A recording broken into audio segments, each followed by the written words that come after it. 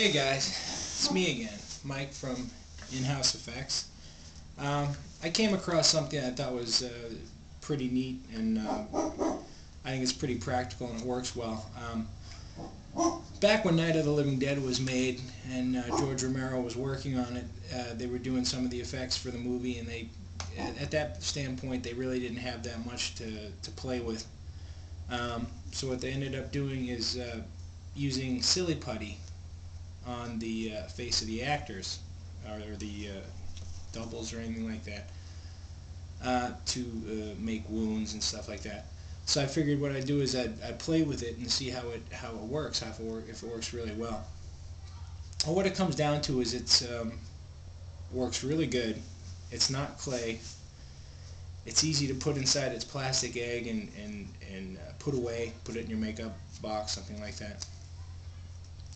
You can sculpt with it. The only problem with it when you're sculpting it, it doesn't hold its form very long. It holds it long enough for you to cast it and stuff like that. But as far as maybe heat, it might start sagging, stuff like that. A warm temperature. But what I did here is I went ahead and I cast my bottom lip here in plaster, put it in this mold. Then I sculpted a bottom lip with some sores on it. It works really good as far as adhering to the plaster. It comes out very easily. It even takes on the texture. It works actually really well as a texture stamp. I didn't blend it really smooth around the edges of it because I figured that would end up filling in the edges with latex or prostate or something like that, with Bondo in it. What I also found too that worked really well is you can actually use it to make dentures. You take the silly putty, place it over the teeth, form it into the gums. You could even sculpt the teeth if you wanted to, but I already had plastic teeth to begin with to play with. So then what you would do is you would sculpt your gum base here. It's not an actual sculpt, I'm just doing it to demonstrate. And press the tooth right in it. And then what you can do at that point is you make the whole front plate. You then dump some alginate on here, make a cast of it, pull it out of the cast, take the plastic teeth out because they don't stick very well. Take your silly putty off, put that back in your egg because you didn't do anything to it.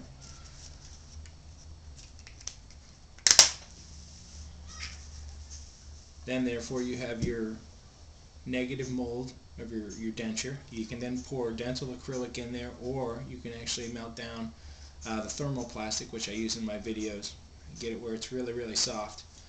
Put it in that mold, take your top cast of your teeth, press it in there, make sure you put some Vaseline on there so the plastic doesn't stick to it, because the plastic will stick to this. In there. Let it dry, give it a while, it's not going to hurt anything.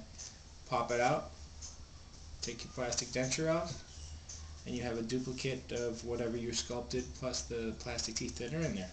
Now with the lip mold, I cast it the same way with a little bit of plaster on it. I put some little bit of Vaseline on it. I probably didn't need it because I don't think it would stick to the silly putty. Then I popped it off. What I did here is I just brushed a little bit of latex in here just to make a little lip cast like that. And you can do anything. You can use it for cuts, you can use it for an eye wound, anything like that. And then of course color it up. And it was just a different idea. I'm always looking for something different other than you might not necessarily have clay with you all the time and stuff like that. I'm always looking for some alternatives, and this I think is a really good alternative because it's so inexpensive. You can get it for 88 cents or $1, and it comes in different colors, which I don't know why that would matter, but it is available in different colors. And you just make up some plastic teeth. You could even make the teeth out of the thermoplastic and just have them inside the silicone container like I have here, or you can make them out of acrylic. I have a couple of these made out of acrylic. And anytime you need to make some dentures, you pop them in that silly putty and cast it, and make up some dentures. Like I said, it works great for cuts and stuff like that. And don't get me wrong, the clay works really well. I mean, I myself, I like using the clay, but this is just a cheap alternative if you don't have clay. Catches the detail. It's a little harder to sculpt with.